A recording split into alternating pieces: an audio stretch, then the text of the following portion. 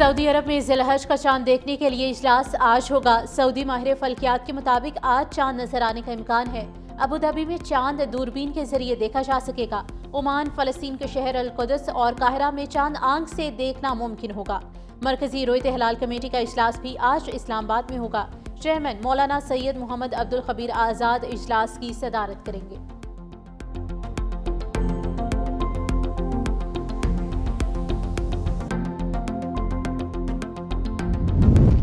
جنگ کے بعد بھارت کو سفارتی محاذ پر بھی بڑی شکست۔ شہباز شریف کی مودی کے خلاف 2-0 سے لیڈ۔ وزیر اعظم کا ٹیم کے ہمراہ ترکیہ کے بعد ایران میں پڑاؤ۔ وزیر اعظم اور ایرانی صدر میں وفود کی سطح پر ملاقات۔ اعلامیہ کے مطابق وزیر اعظم نے بھارتی توسیع پسندانہ مقاصد کے بارے میں آگاہ کیا۔ صدر پزشکیان کی علاقائی امن کے لیے اقدامات کی یقین دہانی۔ Iran Pakistan gas pipeline منصوبے کے جلد از جلد حل کا عزم۔ وزیر اعظم کی ایرانی صدر کو جلد پاکستان کا دورہ کرنے کی بھی دعوت۔ وزیر اعظم کی ایرانی سپریم لیڈر سید علی خامنائی سے بھی ملاقات۔ بھارت کے ساتھ حالیہ تنازعات کے بارے میں بتایا۔ ہندوستانی جارحیت کے خلاف پاکستان کی حمایت پر شکریہ ادا کیا۔ شرجیل میمن نے مورو احتجاج کی سازش کا پردہ چاک کر دیا۔ کراچی میں پریس کانفرنس کے دوران کہا کہ 20 مئی کو جی ایس ایف متحدہ محاذ نے مورو بائی پاس پر احتجاج کی کال دی۔ سربراہ شفیع برفت ملک سے باہر بیٹھا ہے اور یہ گروپ ٹرین دھماکوں اور غیر ملکیوں پر حملوں میں بھی ملوث رہا ہے۔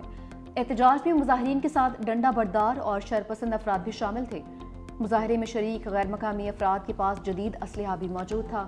پولیس نے کسی قسم کا لاٹھی چارج نہیں کیا تھا۔ کوشش تھی احتجاج پرامن طور پر ختم ہو جائے، لیکن شرپسند افراد نے پولیس پر فائرنگ کر دی۔ ڈیوٹی پر موجود اہلکاروں کو مارا پیٹا گیا، جس سے کئی زخمی بھی ہوئے۔ شرپسند افراد کے پاس دھماکہ خیز مواد موجود تھا۔ وزیر داخلہ سندھ ضیاء الحسن لنجار کے گھر کو بھی آگ لگائی۔ کیمیکل ایسا تھا چند منٹوں میں دیواروں پر بھی آگ لگ گئی۔ احتجاج میں جاں بحق ہونے والے 2 افراد کو مظاہرین کی گولیاں لگی تھی۔ 8 افراد زخمی بھی ہوئے۔ زخمی افراد کو اسپتال لے جایا گیا تو وہاں بھی توڑ پھوڑ کی گئی۔ لاشوں پر جھوٹا بیانیہ بنایا کہ پولیس میتیں اہل خانہ کے حوالے نہیں کر رہی۔ شرجیل میمن نے مظاہرین کی تشدد اور جلاؤ گھراؤ کی ویڈیوز بھی چلا کر دکھائے۔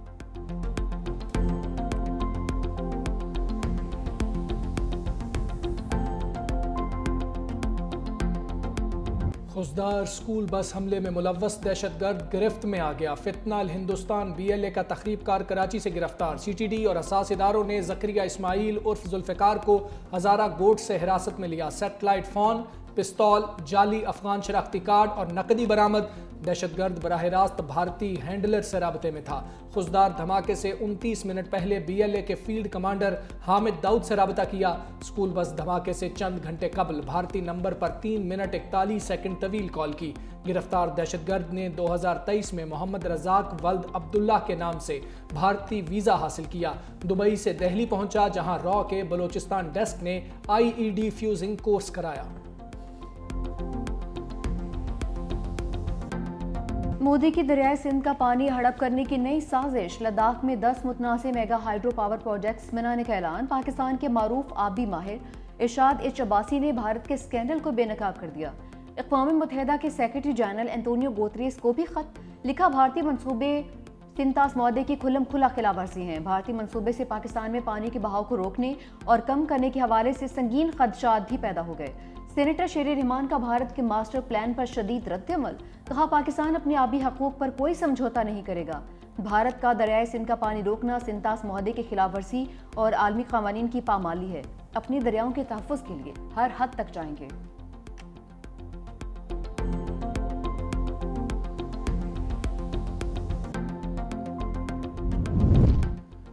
بانی پی ٹی آئی کا دوبارہ پولی گرافک اور فوٹوگرامیٹک ٹیسٹ کرانے کا حکم۔ انسدادی دہشت گردی عدالت لاہور نے دلائل سننے کے بعد محفوظ فیصلہ سنا دیا۔ عدالت کا 9 جون کو رپورٹ پیش کرنے کا حکم۔ علیمہ خان کو بانی تحریک انصاف سے ملاقات کی اجازت نہ ملی۔ میڈیا سے گفتگو میں بتایا، بانی نے کہا جو عام قیدی کو حقوق حاصل ہیں مجھے وہ بھی نہیں دیے جا رہے۔ بچوں سے 8 ماہ میں 1 مرتبہ بات کرائی گئی۔ یہ کون سا قانون ہے جو عدالتی احکامات کے باوجود بہنوں سے ملاقات نہ کرائی جائے؟ جیل انتظامیہ کتابیں روک لیتی ہے، یہ ٹارچر کے زمرے میں آتا ہے۔ میں سب پر نظر رکھ رہا ہوں، اگر کوئی اس نظریے کے ساتھ نہیں تو آئندہ اس کی پارٹی میں جگہ نہیں۔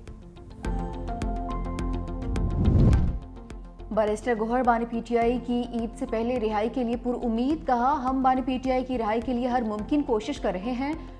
دھرنے اور احتجاج بھی کیے. ہم اسمبلی میں بھی بات کر رہے ہیں. رہائی کے لیے ورکرز کے سوالات اٹھانا ٹھیک ہے. ورکرز کے جذبات کی قدر کرتے ہیں. شبلی فراز نے کہا کہ بانی کے رہا ہوتے ہی پیپلز پارٹی اور نون لیگ کی حکومت ختم ہو جائے گی. سائل عدالت میں انصاف لینے آتے ہیں. ہم آئین اور قانون پر یقین رکھتے ہیں. موجودہ حالات سب دیکھ رہے ہیں. پاکستان میں کون سرمایہ کاری کرے گا؟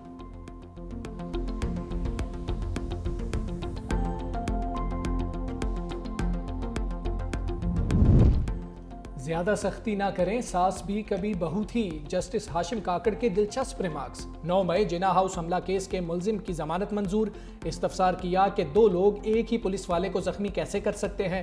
پولیس والے نے ایک ہی الزام 2 لوگوں پر کیسے لگا دیا؟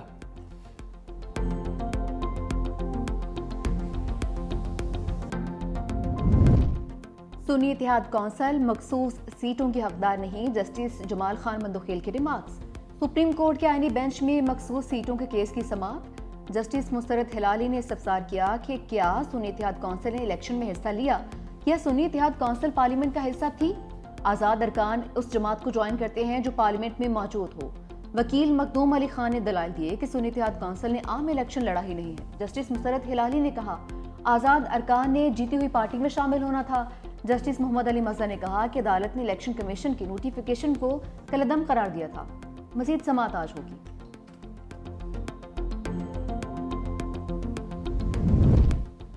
خاتون اول آصفہ بھٹو زرداری سے سابق ایرانی صدر شہید ابراہیم رئیسی کی صاحبزادی ڈاکٹر ریحانہ رئیسی کی ملاقات. شہید صدر ابراہیم رئیسی اور شہید محترمہ بے نظیر بھٹو کے لیے دعائے مغفرت. ملاقات میں علاقائی تعاون پر بھی تبادلہ خیال.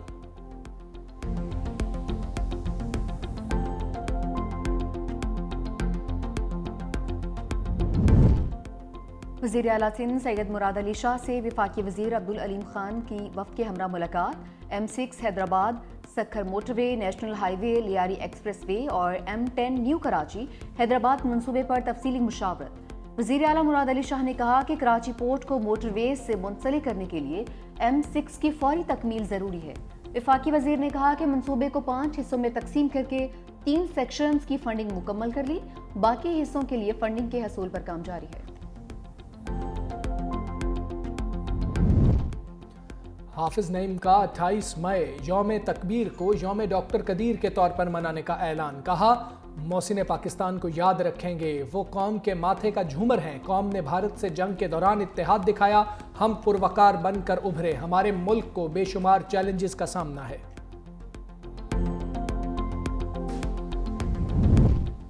چلو چلو کویت چلو. 19 سال بعد پاکستانیوں کے لیے ویزا پابندی ختم. کویت کی جانب سے پاکستانیوں کو ورک، فیملی وزٹ، سیاحتی اور کمرشل ویزے جاری کیے جائیں گے.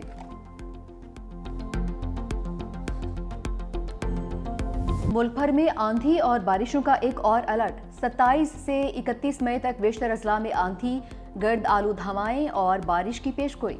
اسلام آباد میں وقفے سے تیز ہواؤں اور بارش کا امکان. راولپنڈی، گجرات، جہلم، گجرانوالہ میں تیز ہواؤں کے ساتھ بارش متوقع. لاہور، سیالکوٹ، فیصل آباد، سرگودا اور میاں والی میں بادل برسیں گے. پشاور، مردان، نوشہرہ میں گرج چمک کے ساتھ بارش ہوگی.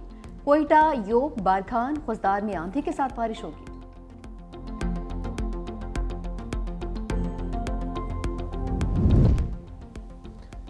اسرائیل کی ہٹ دھرمی جنگ بندی کا امریکی مسودہ مسترد کر دیا. امریکہ کے جنگ بندی کے لیے حماس سے براہ راست مذاکرات. عرب میڈیا کے مطابق دونوں میں جنگ بندی کے ابتدائی مسودے پر اتفاق ہوا تھا. ادھر غزہ میں اسرائیلی بمباری، مزید 50 فلسطینی شہید. شمالی غزہ کے اسکول پر وحشیانہ حملہ، ہر طرف آگ لگ گئی.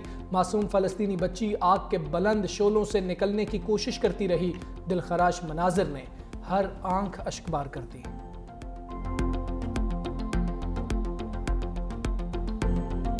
غزہ میں اسرائیلی بربریت کے خلاف عالمی برادری کی صف بندی. اسپین میں اجلاس کے دوران عرب اور یورپی رہنماؤں کے اسرائیلی اقدامات کی مذمت. اسپین نے اسرائیل پر پابندیاں لگانے کا مطالبہ کر دیا. فلسطینی وزیر اعظم محمد مصطفیٰ نے کہا کہ ہم امن کی جانب تیز ترین پیش قدمی چاہتے ہیں. یورپی ملک مالٹا کا فلسطینی ریاست کو تسلیم کرنے کا اعلان. وزیر اعظم رابرٹ ٹبیلا نے کہا کہ انسانیت سوز المیہ پر آنکھیں بند نہیں کر سکتے. فلسطین کو ریاست تسلیم کرنا اخلاقی ذمہ داری ہے.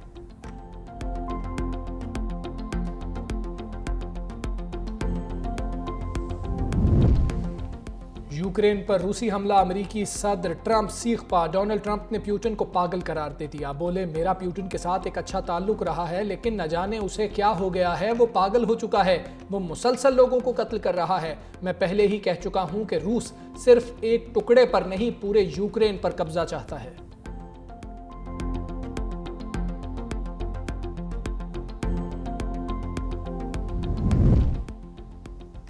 صدر تو ہے مگر بیچارہ شوہر بھی تو ہے۔ فرانسیسی صدر میکرون کو غیر ملکی دورے پر اہلیہ نے تھپڑ دے مارا۔ ویتنام دورے پر طیارے سے باہر نکلنے لگی تو اہلیہ نے ہاتھ گال پر رسید کیا۔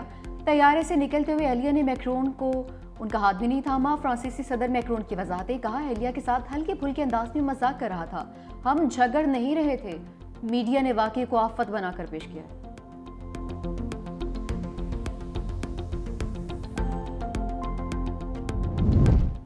گلیڈیٹرز کا دھڑن تختہ، قلندرز تخت نشین۔ لاہور قلندرز تیسری مرتبہ پی ایس ایل کی چیمپئن، فائنل میں کوئٹہ گلیڈیٹرز کو 6 وکٹوں سے مات، 202 رنز کا ہدف آخری اوور میں حاصل کر لیا۔ کوشال پریرا جاندار اننگز پر میچ کے ہیرو قرار، جیت کے بعد کھلاڑیوں کا جشن، صدر آصف زرداری نے فاتح ٹیم کو ٹرافی تھمائی، کھلاڑیوں کو میڈلز پہنائے، صدر مملکت نے chairman P C B Mohsin Naqvi کو بھی میڈل پہنایا۔ لاہور قلندرز کے کپتان شاہین شاہ آفریدی ایونٹ کے بہترین بالر قرار، Hasan Nawaz player of the tournament, Sikandar Raza all rounder of the tournament ٹھہرے۔ ایمرجنگ پلیئر کا اعزاز لاہور قلندرز کے محمد نعیم لیوڑے، قذافی اسٹیڈیم میں آتش بازی کا شاندار مظاہرہ۔